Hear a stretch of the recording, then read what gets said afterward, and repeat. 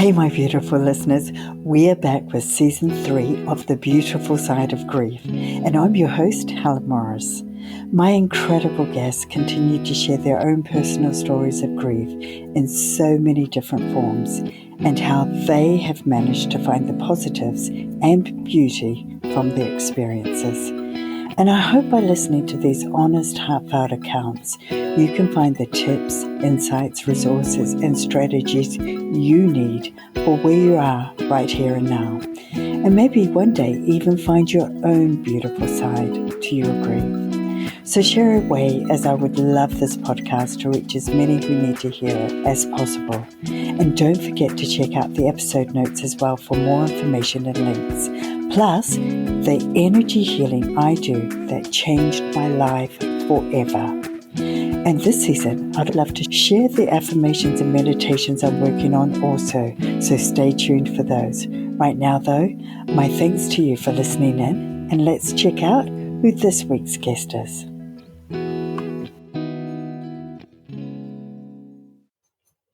How can something so controlled and graceful have a huge effect on your healing? What we have in store for you today is the ancient and magical art of Tai Chi and Qi Gong with Tai Chi expert Sifu Rubia Smolens. Rubia discovered this wonderful art form after suffering traumatic loss through a miscarriage. The more she delved into this world, the more she became aware of these ancient technologies, and the more she wanted to pass the benefits on to others. Since then, she has accumulated hundreds of hours of teacher trainings, including Yang family style Tai Chi, yoga, and Iron Shirt Qi Gong. Rubia has taught in community centers, drug and alcohol rehabilitation centers, private group classes, along with speaking engagements at corporate functions such as the Oprah Winfrey Network Offices in Los Angeles. She recently created the online courses Tai Chi Fundamentals for Beginners and Qi Gong for grounding. So the intention I am setting for today's episode is to learn more about how these ancient practices can serve us in this modern world, especially in regards to helping us sit more easily with our grief. And I'm sending you loads of love and hugs to help you where you are right now, in the hope your day is a little lighter and easier to bear. So Rubia, so lovely to have you with us today and finally connected. So it's taken a little bit for us to get connected, and I have to admit that's more from my end than it is from your end. So I want to just say how grateful I am. Everything is in divine order, right? So here we are. This is where we're supposed to be at this moment in time. And thank you for a beautiful, beautiful introduction. And I'm looking forward to our conversation today and just seeing how and what unfolds and what nuggets we can both share together. Oh, wonderful. You and me both. I'm excited as well. So I want to first up, thank you for allowing me to have access to your beginner course, to actually go through this and experience it firsthand. And I have to admit up front, I didn't get right the way through it. I needed to master my time management a little bit better. But the thing is that, I really started to get the essence of what a truly lovely experience this is. And it's really piqued my curiosity to try more. So I can see how the benefits are really going to help people. So let's get into it. You found this beautiful art form of Tai Chi yourself after you suffered scars of deep loss and trauma. So you'd had that right from childhood. And I'm interested to explore this first and foremost, just so that we can get an understanding of what your life was like pre getting introduced to these beautiful art forms and then post. So are you able to give us a little bit of background? Yes, of course, considering the topic of conversation, which is, the beautiful side of grief. So there's beauty in sadness and darkness. And I think it's ongoing. There's no point of arrival, right? It's an ongoing thing that will ebb and flow in your life. And it took me a long time to accept that. And I think I only started accepting that after these practices. So to start a little bit from the beginning. So I was adopted and abandoned as an infant in Bangladesh and adopted into a French Canadian. I won't go into the whole, growing up, but based on this topic here, what we're talking about is when you have that type of trauma as an infant, it stays with you on a cellular level, and I'm sure a lot of people can relate to that, but this is more specific to what I've gone through. There are different other things that children and infants go through that affect their bodies and their cells in the same type of way. So, fast forward and you don't realize the weight of grief until it really starts manifesting in odd and difficult behaviors, because you don't know that that's what's happening to you, and it's been happening for a very, very long time. And again, it's a heavy burden to have at such a young age, especially when you unfortunately don't have people around you to support navigating that, only because the people around you don't necessarily have their own tools to help you. So it's not a blame game. It's just a situational, right? But now fast forward again with arriving into these practices, because these practices require you to be still and to be present and to sit with discomfort and to really explore your internal being, I uncovered grief that way. So I really delved into the fact that, this is really what I've been carrying for so long. And through movement, I learned to move through it, or I learned to, at the very least, accept it. And there are certain movements in Tai Chi and in Qi Gong that are literally about letting go. Yeah. So I don't know if that answers your question, and it may have been like too short a way to explain it, but that's kind of where No. Definitely, you're definitely exactly on the right track. And I just wondered if there's somebody out there that may be experiencing abandonment themselves and not recognizing it. How did it present for you? Was it anxiety? Was it depression? Was it the need to be a perfectionist? How did that manifest for you? Definitely depression, confusion, because I didn't know that it was happening. That's what the root was, because I didn't know what it was. Anger to, as teenagers, we experiment with alcohol and drugs, but I think, healthy teenagers know where boundaries are. And I think unhealthy teenagers don't know where boundaries are. So I was always playing a line there, or walking that line with those issues and addiction issues. And you feel it. You feel that there's a hole. And then, then you have therapists who basically, one therapist told me, I was, I think, 15, maybe 16 at the time. She said, listen, you have to pace yourself. This is not a sprint, going through grief is a marathon. But even when it didn't connect that I was grieving, she saw it, they saw it, but I couldn't make the connection.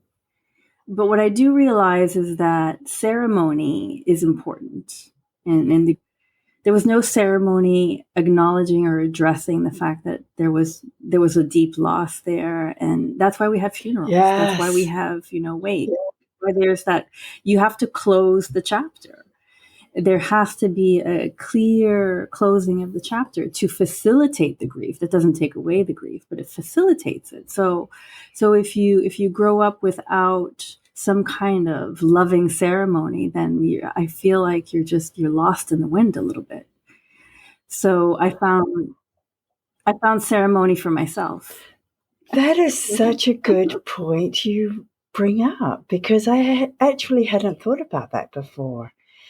And yes, we suffer grief on so many different levels and so many different forms. And for the obvious forms of grief, yes, there is often that ceremony associated with it to help us process it.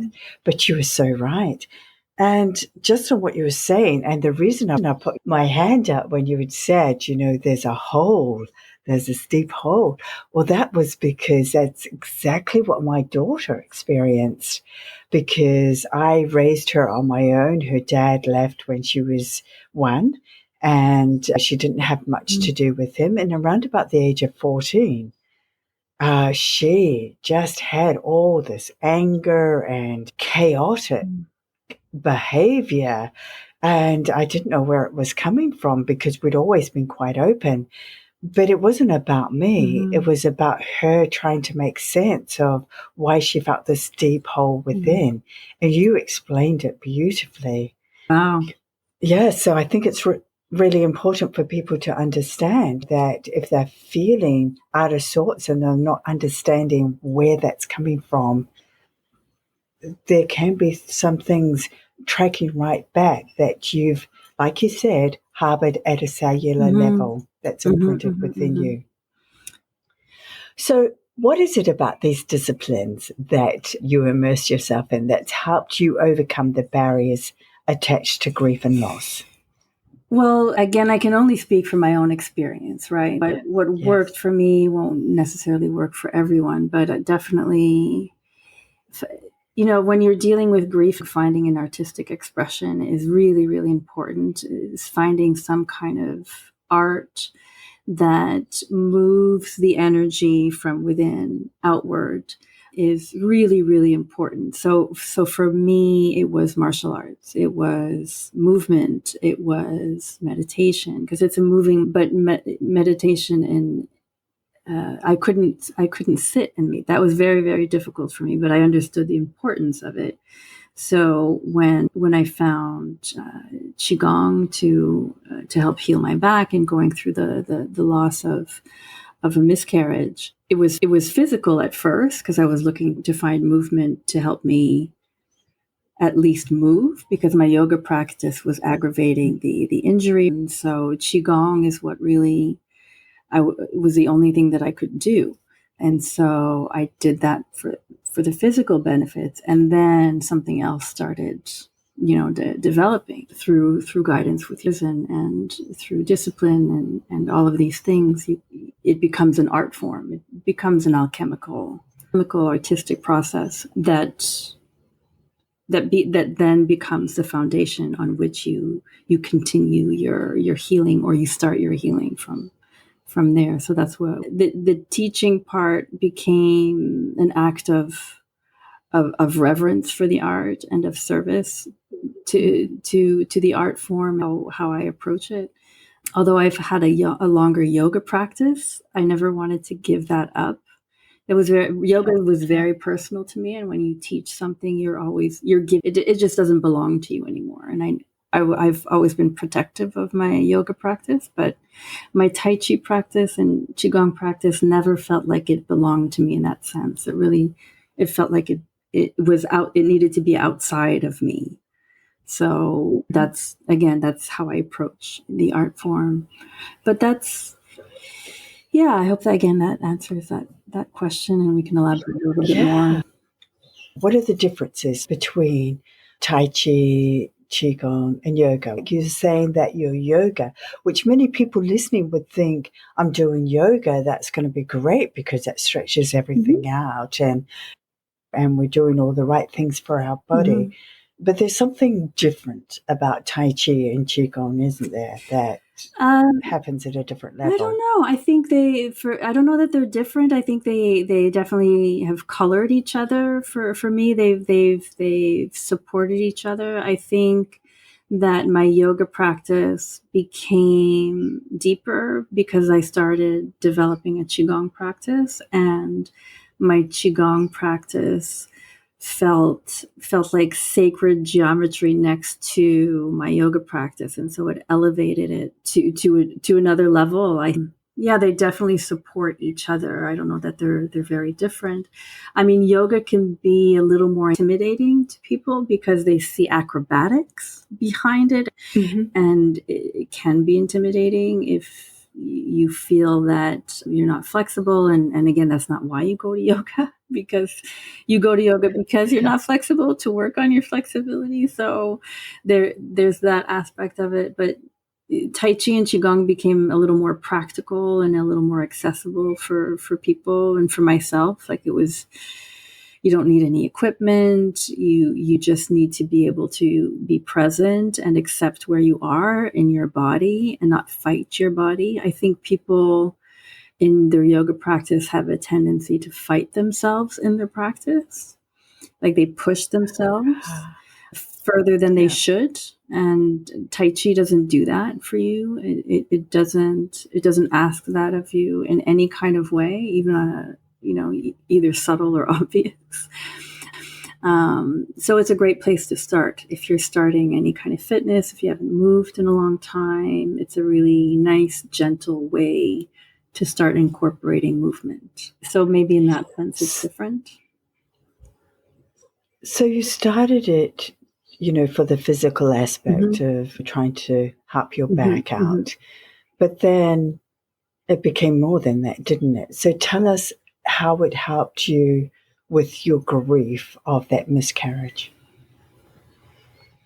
I think I'm still feeling the effects of it. Again, coming back to what I probably said earlier, it just helps me navigate the ebbs and flows better. So I can, when the grief comes in, there's something, there's a garden that I've created over the years I can settle into when those waves hit. So in that sense, it's happened over time, and time and discipline and intention. I think at some point I realized that the healing process, there was a physical aspect to it. So I would heal faster.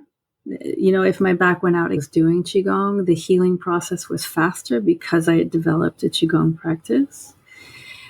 And then, I mean, metaphysically, if you go into the metaphysical part of it, and you realize what's really happening, you're working on your spine. You're working on strengthening your spine, your nervous system. You're working on these very deep levels.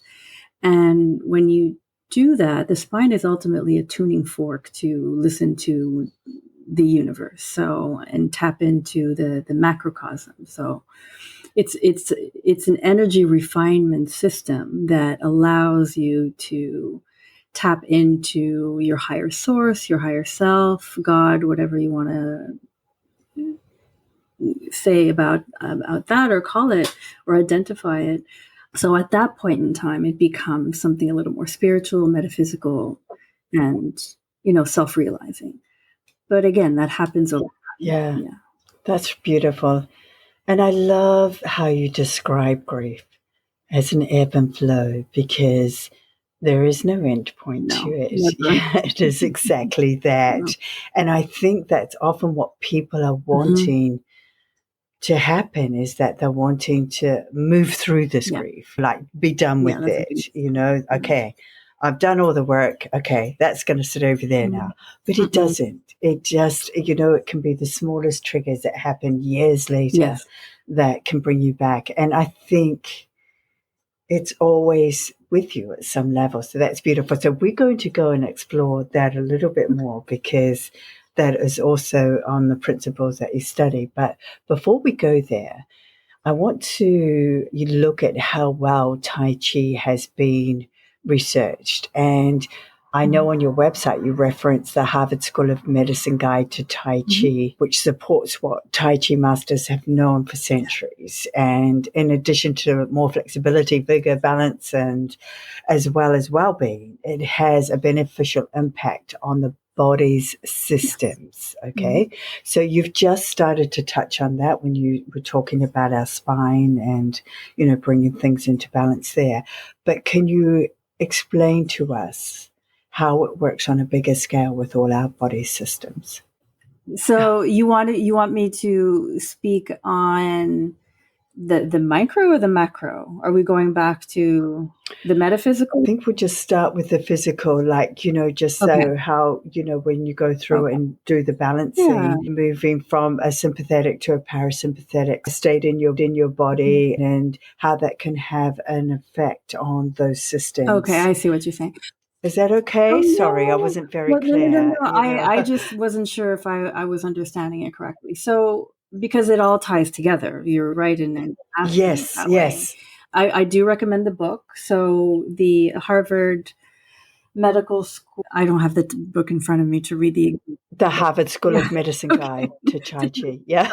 Yeah. So that was like a study, and the results of the study of, Tai Chi and movement and whatnot. So I'm not a scientist. I'm not a doctor. I can just speak of my experiences. But, the easiest way to understand it is that the movements of Tai Chi that's expressed in Tai Chi, and how it's timed, it's sequenced, and the muscle groups that are being activated, that's what soothes the autonomous nervous system. So it's the mindful breath to movement, and you can find that in mind body practice, because every time you do have a mind body practice, you're linking your breath to your movement. So swimming, walking, running, any kind of movement will have that same result. So, this study was specifically for Tai Chi. And again, Tai Chi, because it's very accessible and it's easy. If you haven't done movement in a long time, it's a good place to start. So it's really about the syncing of the movement and what's actually being engaged, and proprioception as well. So it helps with balance and just your awareness of where you are in space. So you'll often find older people who are doing Tai Chi because their doctors have said Tai Chi will help you with your balance, and because that's when things start showing challenges. Definitely Tai Chi is good for that. And the course online that I do, there's a walking meditation and walking practices that help with that, specifically that balance of really feeling rooted in one leg and empty in the other, so you can move your body weight in a very mindful way, and you're aware of what's around you. I was doing that exercise, and you say like walking on eggshells like that. And honestly, it sounds so easy. Sounds so easy, but it's not easy at all. I remember my first Tai Chi class, and the first walking drills or meditation practices that we were doing. It blew my mind. It just blew my mind how I was completely unaware of how I was literally moving through the world. So that particular, I remember that class as if it was yesterday, and this was like 15 years ago. It just left such a really deep impact on me. But those fundamentals in Tai Chi are a big part of what creates that, or what nurtures that balance, that center of balance. Mm-hmm. I want to take a look now especially if you're in the throes of experiencing grief, often we can be in a fight or flight response. Yeah. And that's the sympathetic nervous system coming into play there. Yeah. And as you alluded to, when you're doing that, that's getting you to sort of really be mindfully breathing in and slowing everything down and deep breathing. Yeah. What that does is it gets your parasympathetic system to then start dominating. And that's when you start to calm down and get that flow, don't you? Self-regulating. Is that how it works? Yeah, no, you described it perfect. So the physical mechanisms to calm yourself down, these are ways to do it. And and then coming back to what we were saying a little bit earlier, once that gets incorporated, when you feel those waves of grief come in, that's your go-to. That's the place you go to. And Yes. so even, even just watching Tai Chi can have the same effect. So when I have students that are injured and they don't show up to class, oh, I'm not feeling well, I don't have, my foot's not feeling well today or something, I always encourage them to come to class, because you're probably learning more by watching than doing. So come to class, just watch the class. You'll learn a lot, and the same effects will happen. And that being said, moving the thought forward, there are points in time where I physically couldn't get up and do my Tai Chi because I was in a really, really tough spot, but my Tai Chi was in me, and so I was doing it in my mind. So the effects of soothing the nervous system and really helping that, relax, even though my physical body couldn't do it, like I just couldn't find the strength to get up and do my Tai Chi, I could still go into my mind and into my practice and visualize my Tai Chi.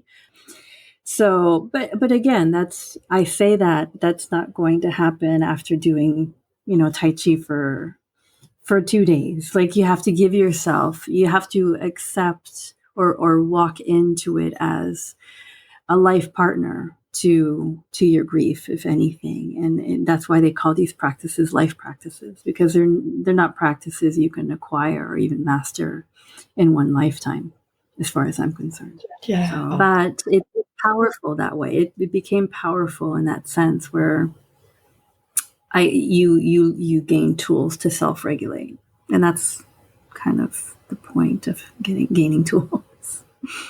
Yeah. But I love what you're talking about there, because, as you were speaking and you're saying that you can do it in your mind, visualize it in your mind as well. That is what Joe Dispenza talks about when he had those horrific back injuries and he was looking for a way forward that wasn't going to involve having radical surgeries. And so he started that whole healing within his mind, seeing those parts of his body healing and fusing together and being strong and the muscles reattaching. And then that really happened in real life. And so I love what you talk about, because I know that in grief, and it's a living exhausting, let me tell you. You're just trying to get yourself out of bed and put one foot in front of the other sometimes. And that in itself is all you can muster. And I like the fact that even if you just go, and like you say, you're not going to get it overnight, but if you're watching like these beautiful movements, I think they just have a calming effect on your body. They do. And then that in itself is so beneficial. It's all about knowing what you need, and it's moment. Discovering what works for you, and taking responsibility for your healing and owning your healing. And when you have that conversation with yourself, during whatever dark night of the soul that you're having, and you make that agreement and that commitment to yourself, then pay attention to what shows up along the way, because there are things that will show up along the way that will help you. And they're just extra tools in your toolbox. And maybe this conversation is part of that moment in time that we're sharing right now. But it's an onus on us, even though the grief came from outside of us. The onus is on us to heal from the loss, or to accept the loss. And accepting is it's receiving it and still walking through life with it, just not having it burden you. So it's releasing the burden of it and finding the tools that help you get there. Yes. Yes, I know just recently the loss that I had, I always believe there are learning experiences as well. And for me, the greatest thing about it is that I'd kept myself closed up for, pretty much a large part of my life. And through losing my daughter, what that did was open my heart up. It opened me up. It and allowed me to love on a level that I'd never loved before. And it was telling me, yeah, you've done it, because if you hadn't opened yourself up so openly and honestly and allowed yourself to totally step 100% into that experience, then you wouldn't suffer the grief on the same scale that you did. And it was ugly grief. It was heart-wrenching.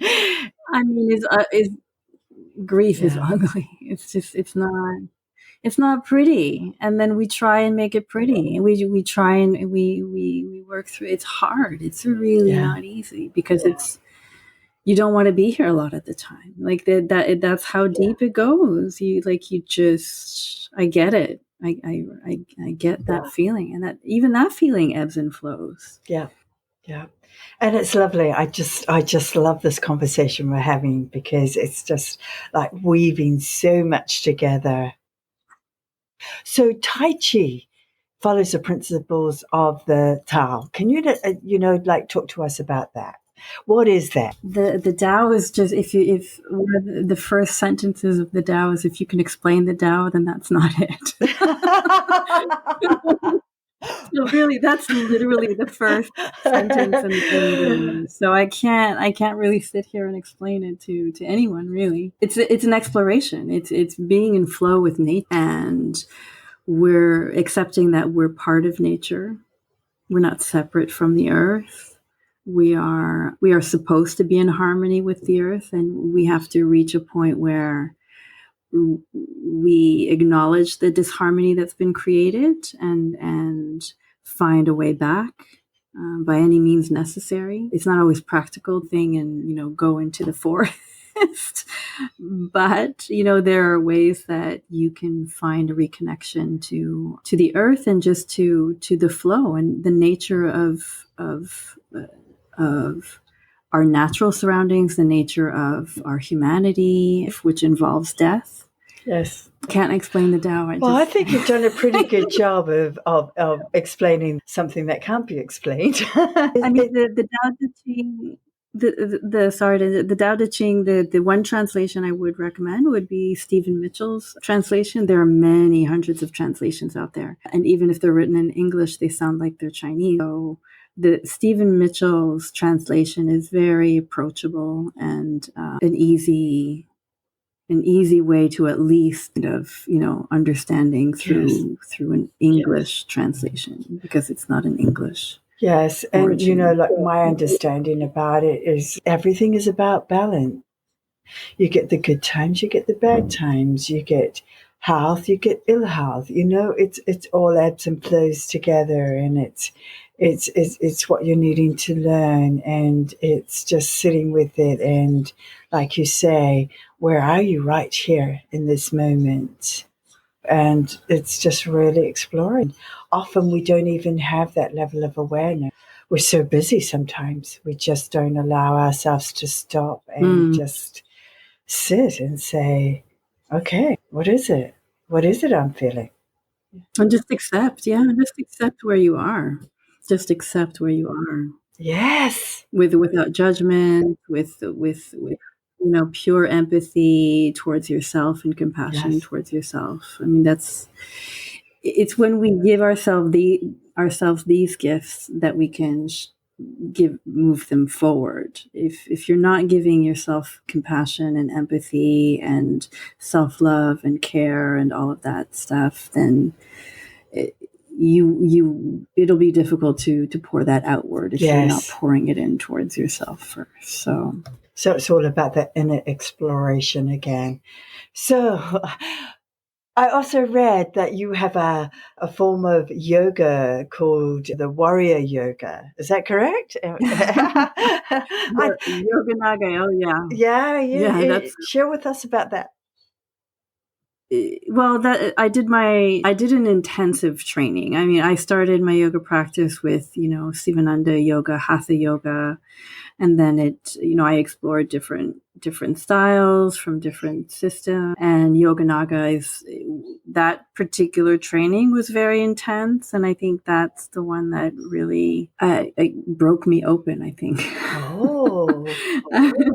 Yeah, but that was a long time ago. Yeah, but it's more of a warrior set. So you're going through your warriors 1, 2, and 3, and a flow and whatnot. There's nothing particularly special about it, other than that it's focused on the warrior stances. Mm-hmm. Yeah, just really appealed to me when I read. You don't really think of yoga and warrior together. Oh yeah, no, the and people can Google it. I wouldn't know much more to say, but yeah, or like warriors of certain tribes and stuff like that. So, oh, that's lovely. That's a little bit of history. So, as you've immersed yourself in these different practices over the past decade, what have been your greatest learnings? Oh, I don't know that I've achieved that. I don't know that I've achieved that. I mean, it's given me more than I could possibly imagine, and I think it'll continue to do that. I don't know. I think I'm a student, so I'm always learning something. There's always an exploration there. I mean, I'm studying astrology now, so that's also balancing another layer of my Qigong practice and Tai Chi, kind of threading the micro and macro together in a whole different language and way. So I'm enjoying that process, and those synchronicities are a little more obvious now. So I guess that's definitely a big gift in combining the physical artwork and then the metaphysical language of the stars. I'm building a course in kind of blending those two. I'm in the throes of producing now, so we'll see when that comes out. Yeah. So I think, I don't think I've hit the apex yet. I think I've hit many, peaks and, summits in the work, but I don't know that I've seen them all. I know I haven't seen them all. So we'll see. So, as we're talking here now, you have this beautiful sense of calm about you. And I love that. And I'm sure that's from all the work you've been doing. Yes, because I wasn't always like that. I was I think, you get older and you think down. I mean, I'm 47. So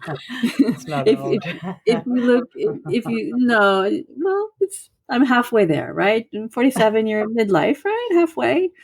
But, anyone in their 20s, I think I don't know, you're just nervous when you're in your 20s. You want to know it all, you want to try it all, you want to do it all. You think that time's going to run out, and I don't know. I was a nervous wreck when I was younger.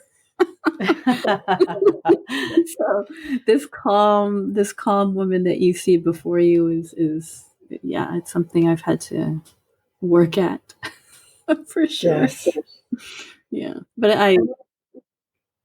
I agree with you. I used to be, what some people would describe as probably quite highly strung perfectionist and real demanding of myself and others, and and then I've learned, as I've done this whole journey of looking inward, I've discovered this calm and being peaceful and sitting with the different things that happen to me, the good, the bad, the ugly, as it filters through my life. And it's just having that awareness, I think, and that's what I think you've achieved as well, just that ability to just not take everything so personally. Oh no, gosh, no. No. For that, the book, The 5 Elements, is it the 5 or the 4? The 5 Elements. Oh, the 4 agreements. That's the 4 agreements. Yes. No, the 4 agreements. This book right here is right in front of me. Yeah, this one. Don't take anything personally, be impeccable with your word, don't make assumptions, and always do your best. I mean, if you can just live by those 4 rules, life becomes very peaceful, actually. Very peaceful. Yes. For sure. So whenever those books or those quotes or those practices find you, if you're willing to receive them, when you're ready to receive them, you receive them. That's it. When you're ready, you receive. Yes. Yes. It's like, the teacher shows up. When you're ready, the teacher shows up. Yes. Oh my gosh. I have just so enjoyed you, Rubia. Oh, thank you. Me too. And seriously, it's been a great conversation. And one thing that, yeah, and I'm something that I feel is important to say. When I started my Tai Chi practice, the master that I was working with, he kept saying, invest in loss. And it's actually a big part of the philosophy in yoga is invest in loss. And every time I would ask him over years, every time I would ask him, what do you mean by that? He would never answer me. And then I can't say I've come to understand it, but I understood why he didn't want to explain it to me first, because it's such a deep thought to contemplate. Invest in loss. What does that mean? And I feel like as human beings, we're in a constant state of loss. We're all like every day we're aging. We're losing our youth every single moment. And if you don't invest in loss, I don't even know how to explain it. Like I don't know how I would explain it because it is a personal exploration. So I would invite people to explore that, invest in loss. And what does that mean to you? And over the past 15 years, it's meant something different and it's evolved into something different, but it's always stayed with me. And it annoyed me for a very long time. It annoyed me for a very long time before I surrendered. But he planted the seed. And I was annoyed with him for a very long time because of it. But I can't say I understand it fully now, but I'm certainly more receptive to the possibilities of what that is and surrendering to the idea of it, if that makes sense. I think you've hit the nail on the head. And it's about surrendering, because it's been such a biggie in my own journey, is learning to surrender, just to say, okay, I accept what it is. I accept this. Okay, now what happened? What's next? Where do I go from here? And that's a difficult thing to do when you've gone through big losses like you have. Very, very difficult thing to do when you've gone through that. Yeah. But this has definitely, with all the tools and all the self work I've been doing and all the inner work I've been doing, it's almost enabled me to sit with it, to process it, to endure it, to accept it a lot more easily, a lot faster. It doesn't make it any easier to cope with, and it doesn't minimize the loss at all. What it allows me to do, though, is to be able to balance myself more easily and more readily. And I think that's where the learnings have come from. And there are still days, like you said, where I will just go into this, wow, this is overwhelming for me, out of it again.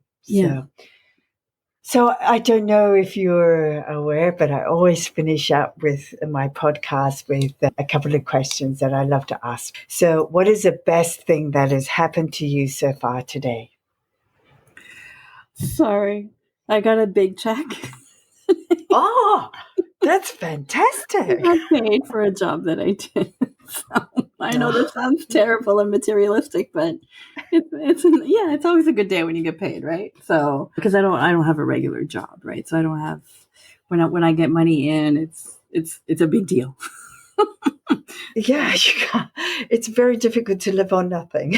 Yeah, no, you're right. Yeah, no. So yeah, that's that. So far, the day's still early for me. It's only 2 p.m. in Yes. Los Angeles, and I have some birthday celebrations with my sister, so I'm looking forward to that. And I know that will be a beautiful part of my day today too. So thank you for I asking. love that.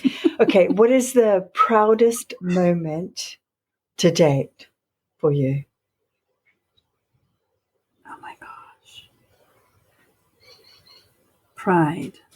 You know what? Those online courses are definitely a source of pride for me. I from conception to production and editing, everything was very carefully thought out for that course that you see online. It was a big creative endeavor and a labor of love for the art. That was like my ode to the art form that I'm sharing. So yeah, I'm proud of that. Absolutely proud of that.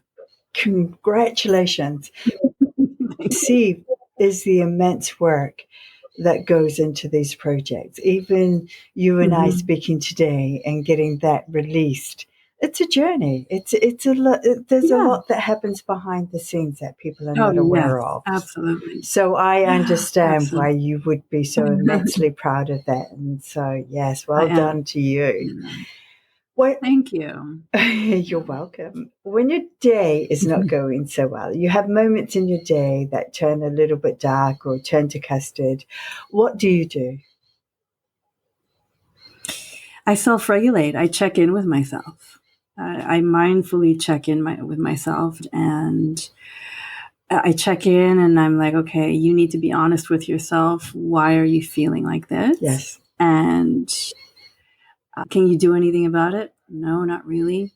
How are you going to do it? Like, how are you going to move through it? Well, you breathe, first of all. So, you tap into your pranayama practice and your breathing practices.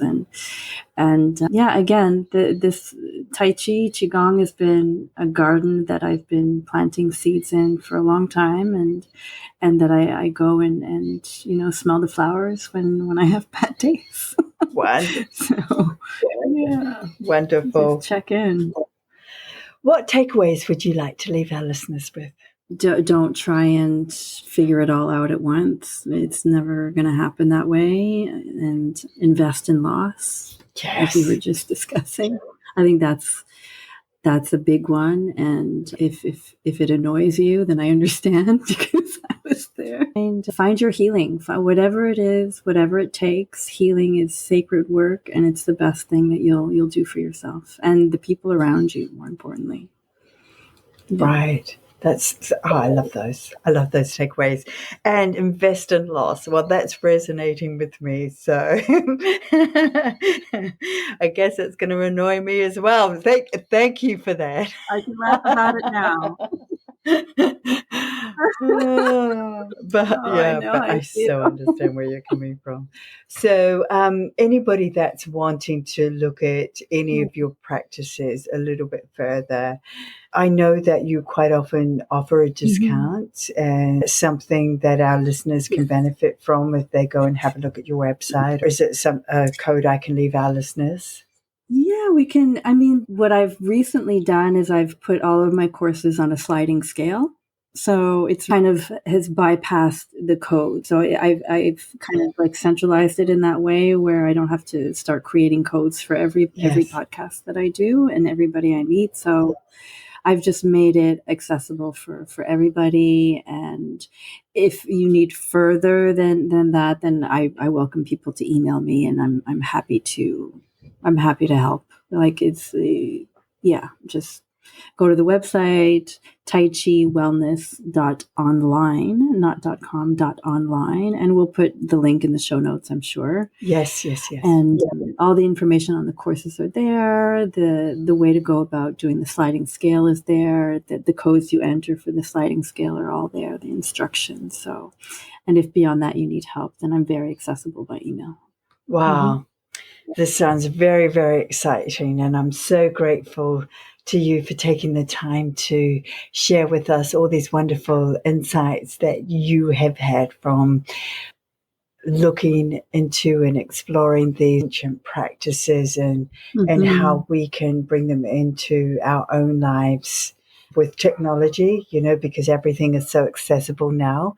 And I love that we can, hear about these learnings and access them. So, like you said, I will have all the links in the episode notes. And by all means, just reach out to Rubia if you've got any more queries or questions, or you want to explore something that we may have only just touched on.